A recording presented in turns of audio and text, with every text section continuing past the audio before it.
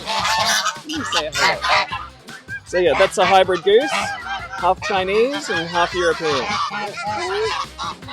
Oh, you're okay. So yeah, this is a very early stage in the breeding progress. Ultimately, I want to come up with the biggest possible goose that raises just on weeds and grass that you'd find in an orchard. Something that can hopefully go toe-to-toe with a fox and have a decent chance. Right. Hey, not you though, you're too little. You're too little, you're a sweetie. No, you couldn't do it. Maybe a little tiny fox. Can we get you a baby fox to bite? Yeah, this is my my level of fence building skill. Good thing I don't have cows anymore. And yeah, that's just let go. So but you can see. This is your biomass Yeah, area. this is a rest one. Haven't done any weeding in here because it's like, I'll deal with the weeds when I clear it out. Even a bit of grass has come back. When the goslings hatch, I'll actually move them in here and there's like a smorgasbord for them. And all I've been doing in here, anytime we have a fire and I don't biochar it and it's just ash, I'll just spread it everywhere. If you put ash on bare soil, it's really easy to overwhelm and the pH goes crazy and it becomes quite toxic. But if you put it on living plants, particularly legumes, they just soak it all up and incorporate it into the soil in a way that's actually manageable. That's fantastic. And there's still vegetables left over from here, from years ago. Yeah. So if I was desperate for vegetables, which I can't remember the last time I was, I could come in here and find something to throw into the dinner. Come here, darling. Oh, you're not too sure? You're not too sure about me? You're not too sure. Hey? What have you done to your eye? You're always poking your eye on something. So what's the benefits of the goats in your system here? I know there's many of them. So originally we had cattle, but the problem was we've got smaller kind of suburban style neighbours all around us. That meant we had to keep buying small calves in from the market, from the stockyards regularly, and then selling them off for meat to make them barely enough to cover the cost of the fences, which were rapidly falling apart and needed who knows how many $1,000s put into getting them up to speed again to stop them getting into the neighbours. And I thought about getting my own bulls so I could maintain a closed herd and know what genetics I was dealing with, because one batch of babies we got in calves would be wonderful, and then the next batch would be so wild that we didn't know what to do with them. Like, they were just causing constant chaos. The other thing was they were just too big, so once a year we'd get the home butcher in and put one in the freezer. It would take 3 people 2 days to process the whole thing and put it away, and then you'd be eating beef until it's leaking out of your eyeballs and you never want to look at it again. With the goats, if I've got one that needs processing, we can do it ourselves. It takes me maybe a day on my own, and within 3 or 4 months we've gotten through it all. So the scaling is much nicer. I can keep my own buck, and I can keep a closed herd, so these guys don't have any particularly nasty parasites to deal with, which helps. You poor thing. I love you. Sorry. So how do you find the actual process of processing one once you've been raising it yourself? Because I know that's something a lot of people have concerns with. I think it falls back to the idea that usually when you fear something, it's because it's unknown. And if you can find someone who knows what they're doing to take you through it the first time, it demystifies it all. And particularly goats are so prolific, like they're churning out babies left, right and centre. If you want to keep your pastures and your goats healthy, you've got to balance the size of your herd as you get droughts and things come and go. And goats are funny too. They're extremely hardy animals until they're not, and then they just drop dead. Yeah, right. So they're always coming and going. Yeah. They're a really dynamic kind of animal, and I think that makes them more suited to small farms because you can constantly adjust the number that you've got and the amount of commitment you have to put into them.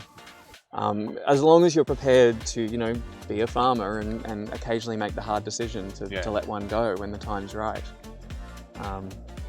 My first priority is always to the pastures that support the goats. So if we have, a prolonged drought and the herd's a bit larger than it should be, and the pastures start to go downhill, if I don't make that decision to reduce the herd, I may as well kill all of them. I'm kind of slowly killing all of them, but putting it off in the future. So it's the kinder option. Yes.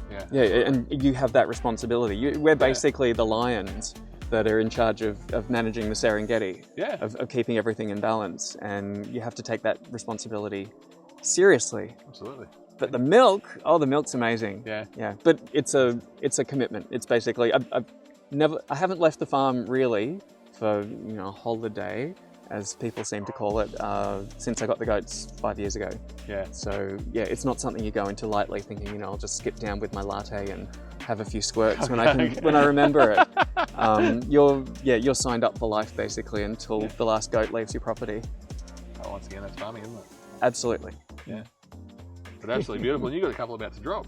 Yes. Yeah. I've been staring at the nether regions for weeks now, waiting for the day to come. Yep. And they keep putting it off somehow. Oh my god. It'll happen, hey? It'll happen. It'll happen. And yeah, I'll be bottle feeding this batch, so that's another big commitment. But Yeah. I find you get much better animals that way. Yeah. They're not as wide. Oh, Bee. Oh, Bee, you want to say hello? Beatrice. That's the people, Beatrice. She's the friendly one. She's the spokes goat. Yes. There's always, anytime you've got a herd of animals, there's one that always does like most of the letting you know how they're feeling, and the others are just like, yeah, whatever she said.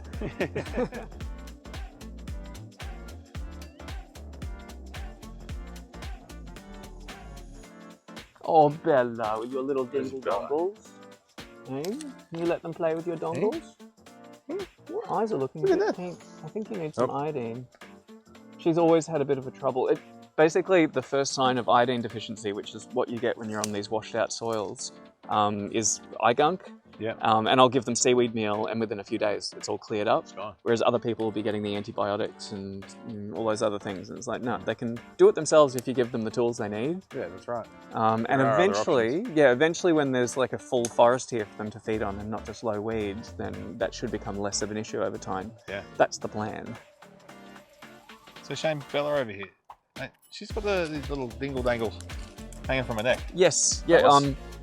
What are they for? Everyone asks what they're for. So the leading theory is that there's a scent gland in the neck, and the little dongles just add a little bit of extra surface area. Like the little things you hang from your mirror in your car. Oh, yeah, that's air fresheners. Little air fresheners, yeah. It's a goatee air freshener. They're just not pine tree shaped. No, all scented. My theory though is that they're like a little gyroscope, because when you see them running down the hill, they flop in different directions. Yeah. So I think that helps them keep track of where they are in the air when they're frolicking. That's fantastic. But she's a bit too pregnant to frolic at the moment. No. Oh, Bella, you just want to go to bed, don't you? Oh, looks like she's getting that sun in her eyes. Yeah, her eyes are a little bit irritated. Sometimes I think she bumps on the milkweed sometimes and it gets her, because one will go. Yeah. But she probably just needs iodine at the moment, so I'll feed them some seaweed tonight. And Tansy the tick magnet. Hey, Tansy the tick's about. They're all pretty tick resistant though. Usually the babies will get their first tick and you see the ear hang down and get swollen. But as long as you get them off quickly, they start building resistance after that. And now, with the big girls, when they get a tick on them, you actually find a dead tick. Yeah, right. Their immune system somehow pours out the little hole that it made and seems to kill it somehow. So are they the same things that you would have on, you could get on the dog, as in the paralysis tick or anything like that? Yeah, we do get paralysis tick here, which is the more dangerous one. We get a fair bit of cattle tick as well too, because the natives have cows, and we've got bandicoots and kangaroos and God knows what running around feeding the ticks as well. It's just part of the landscape. Yeah.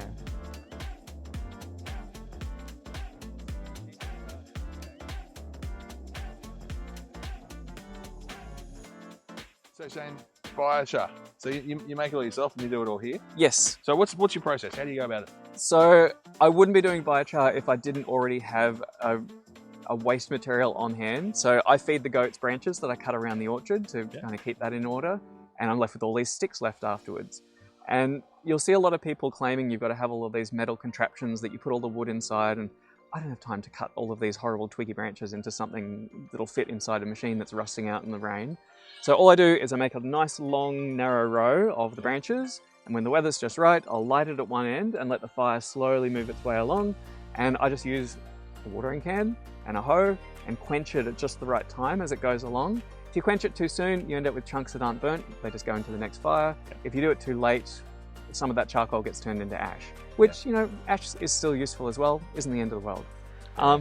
And yeah, you'll see a lot of people say, oh no, it has to be perfectly carbonized or it doesn't work. Nobody really knows. Yeah. The kind of reference case is, you know, the Amazonian terra preta.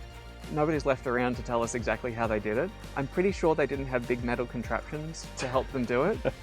Just a suspicion. Yeah. There's actually a similar technique that's used in Central Africa, in the tropics there. Yeah. And nobody seems interested in like digging around in their garbage pit piles to figure out how they do it.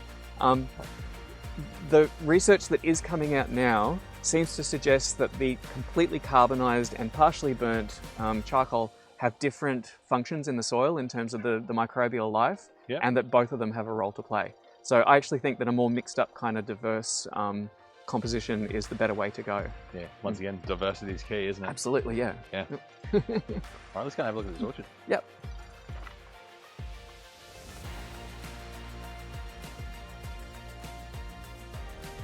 Oh, look at my horrible bananas. Can you believe how shabby they look?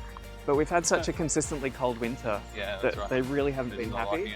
I always used to plant them at the bottom of the hills thinking there was more moisture down there. Yeah. And they hate it down there. Particularly this time of the year, as you walk down the driveway and up the other side, it's like dipping into an ice bath at the bottom and then out at the other side. Makes sense. So there's a cold hollow down there. Yeah. And you'll see as we walk down, you reach a point where the bananas just have refused to grow.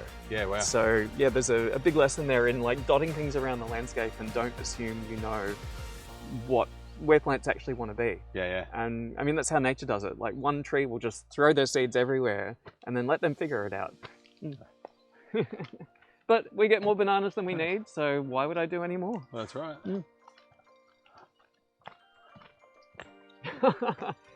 I'm dreading people who look after their bananas seeing mine and just going, oh my God, they look half dead.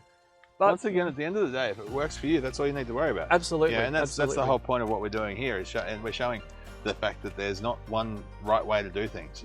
It's what works for you, and we want to help give people options to say, absolutely. Yeah, and why not pick and choose from one another and make something that works for yourself? Yeah, and if I was in a small space and only had room for one clump of bananas, then I would be doing everything I could to make them as productive and happy as possible. Right. But I'm in a different situation. I've got more space than I know what to do with, and I can just throw things around and see what happens. Lay caution to the wind. So yeah, all of this orchard full of Mexican sunflower Yeah. has little tiny fruit trees underneath it that I planted out last spring. Yeah, right. So you can kind of make out the tree guards. They're mostly just so that I don't lose where they are. Yep. And it'll, within a few years, I'll be like, oh my God, I made the biggest mistake. I'm wasting all my time, blah, blah, blah, blah, blah. And then another year will pass and I'll turn around and they'll all be coming up out of the undergrowth, which is just how human minds work. Even when you've seen it happen multiple times before, you just kind of want that instant gratification. So this section is probably closer to 10 years old. Yeah. It was fenced off the goats a lot sooner. Mulberries starting to come back into leaf very early this year. Yeah. They grow really well here, but the birds eat every bloody fruit off them. I've just got too many birds. A kilometre on the other side of Koran, people are like, what are you talking about? My tree is completely covered in like fruit all over the place. Yeah. So I'm basically slowly taking them out and replacing them with Jaboticabas that grow really well down in these low areas. Though the Chatoot mulberries are the only thing that might make it through. Their main flaw, have you never seen the Chatoot mulberries? Which of the Chatoot mulberries? They're really long. Yeah. You normally buy them grafted in a white or a red variety. Okay. And the birds don't seem to touch them. Ask the birds. I really have no idea, but I'm just happy to get a few mulberries when I come down here. Yeah. So yeah, they come from like Pakistan and they're a separate species. Only trouble is you have to graft them. Yeah, so normal mulberries, you just cut a branch off and stick it in the ground and you've got another tree. These guys, you have to graft them, and I'm like, I could do that, but I don't want to. Yeah. So I've found seed of that species and I've grown them alongside the grafted ones. Yeah. And last year the grafted ones seemed to set proper seed. They don't seem to otherwise produce seed. So this year looks like they've got seed. They're waiting to be sown. They've been sitting in the fridge chilling. Yeah. That might be a whole new line of possible trees that people can grow and bound to graft them. Yeah. I see fruit as being one of the best things for fermenting, and Jaboticabas are just amazing for that. They'll just turn themselves into a wine over time. It's just done. The other one that's really good for that are persimmons. Yeah. So they look dreadful at the moment because they're leafless. But these trees, so they're about 6 years from seed and they started fruiting. Persimmon trees. Yeah. Yeah, right. They're a small wild persimmon that actually grows. If you keep your eyes open, you'll see them around here, just growing out the side of a rock. Small fruit, really astringent. So they have to be perfectly ripe before you eat them, or you'll really regret it for the whole afternoon. But that means the birds don't touch them. So you can take your time picking them and then ripen them indoors. So, Yeah, right. yeah. Do you like the papyrus? If you ever want some, let me know. So what is it? Papyrus. It's papyrus. Yeah. As in what the Egyptians made paper out of? Yes. Yeah. I use it for making twine, the outer hull. Yeah. You can strip it into really long, thin strips and then twine it, and you get the most incredibly strong rope. Wow. The Egyptians used to make huge boats that went up and down the Nile that they'd make papyrus ropes out of. Yeah, right. Yeah, like I said, I've got a big interest in fibre crops, not just food. Yeah. And that's one of the best. More Biochars there. Some longans from seed that they probably will need to be grafted if I ever want fruit out of them. Okay. That whole family, I'm more interested in the native tamarins, which are in the same group. And you can cross longans, lychees, native tamarins with each other with a little bit of scientific magic. Yeah. So that's off in the distance kind of future. I'm just building the ground stock to start with. Yeah. You don't want to ride my pushback into them, do you? Yeah, this one's a little bit nasty, but a lot of fruit trees are. Plums have thorns on them, citrus has thorns. It's kind of that eco-type. They're understory shrubs, covered in thorns, so they can hold off some of the grazers, some of the browsers, the deer and stuff. So this one's called a K apple, K-E-I. Comes from South Africa. You can see there's a little couple of fruits up there. They're like a small apricot, and they taste a lot like an apricot, maybe with a few mango notes.